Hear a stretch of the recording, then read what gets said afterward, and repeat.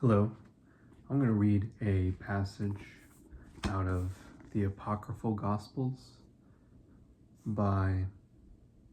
translated by Simone Gathercole. This is from the first section, the very first gospel in the selection of gospels. It's an infancy gospel, and it's called the Protevangelium, I believe. Protevangelium, I don't know how to pronounce it, of James, from the late 2nd century. And this passage is called Joseph's Vision. Mary is in, what would you call that? I don't know what. She's giving birth, basically. She's in, I forget the term. I'm like literally delusional right now. But she's about to give birth, and they need a midwife, and so she sends Joseph to find a midwife for her. And he's sort of like, he's kind of anxious. He doesn't know what's going to happen. This is already after Gabriel comes down and talks to Mary and talks to Joseph. And Mary and Joseph, they reconcile their marriage. But anyway, this is just like a little moment when Joseph is looking for the midwife. And I sort of see it as, well, first I'll read it to you, and then I'll sort of give you my take. It's just a fantastic and weird, surreal passage, which is odd for a gospel, but here it is. Joseph's vision. He found a cave there and took her inside. He settles her with his sons and went out to look for a Hebrew midwife in the country of Bethlehem. And this is really what I'd like to read here. I, Joseph, have been walking without walking. I looked up into the summit of heaven and saw it standing still. And into the air I saw it startled.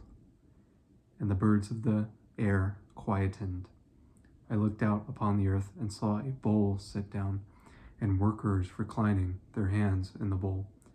Those who were eating were not eating, and those who were lifting did not carry, and those who were eating put nothing in their mouths. All their faces were looking upward. I saw sheep being herded about, and then the sheep stood still. The shepherd raised his hand to strike them, but his hand stayed upraised. And I looked upon the torrent of the river, and I saw kid goats, their mouths in the water, but not drinking. Then suddenly everything was set back on its course. So he just has a moment of like, holy shit. It's a very high stress moment. Mary is giving birth, and it's very urgent, looking for a midwife, and he just has this moment to himself where like time stands still. But the way that it's told, this moment is very special, where the author goes one by one through these images of people eating, but they weren't eating, and the river flowing, and the goats with their mouths in the water, but they're not drinking, and the birds in the air, but they were quietened. Odd word there. It's just like this surreal moment, and I think we all experience moments like this in our lives, where you just kind of become aware of your awareness, and you sort of step outside of yourself, and you have this like kind of out-of-body experience. And I think that's what's happening with Joseph. But it's a split second, but it feels so intense. And so that's why it enters a sort of poetic mode in the text, because it has this poetic air to it. But then at the end of the passage, it says,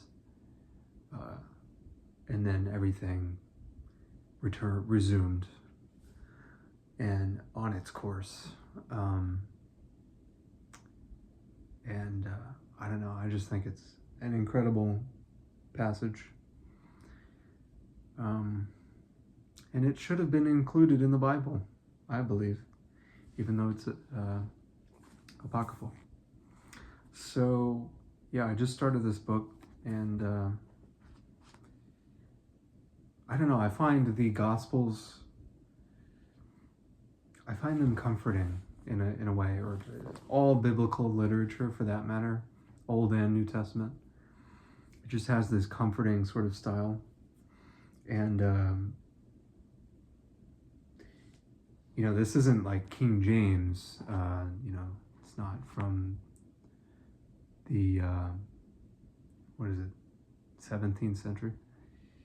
But the guy who translated it, he does a very good job of emulating that Old English style, King James style.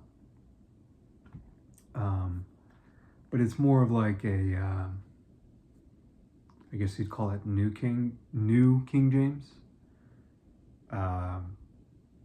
where you still have these sort of antiquated turns of phrases and such, but he's eliminated all of the antiquated language. So the phraseology is still there, but the language, the diction, I guess, is smoothed over. It's modernized, and I like that. But anyway, I just wanted to share that. Thought it was cool. We all have those moments where we just sort of, we're like, holy shit. It reminds me of, and this is like totally on a completely different planet in relation to the Gospels, but maybe not so, because this artist deals with religious themes. In fact, he has an entire TV episode dealing with Catholicism, and I'm speaking about Louis C.K. When he has an episode where his sister visits him, and she's heavily pregnant. She just shows up out of the blue, and he allows her to stay at his apartment. And in the middle of the night, she cries out for help, and it's like her water broke, and she's in the middle of pregnancy, just how Mary is. And Louis, he's stressed out, and his neighbors start knocking on the door, and he opens it, and he's like dazed. He's very stressed out, and his neighbors are like, "We're here to help you. We'll look after your children while you take your sister to the hospital." And he's sort of like resistant to the idea, and he doesn't really know what to do. He doesn't want to agree to this. He doesn't know his neighbors that well. He's unsure. He's in a rock and a hard place. And then his neighbor just sort of like takes him by the shoulders and gives him a reality check. It's like, guy, you have no choice. You have to do this. Trust us. We're your neighbors. And Louis has this sort of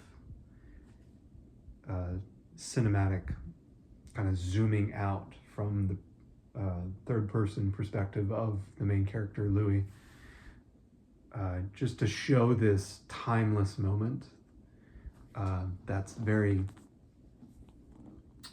similar to what happens in the text here.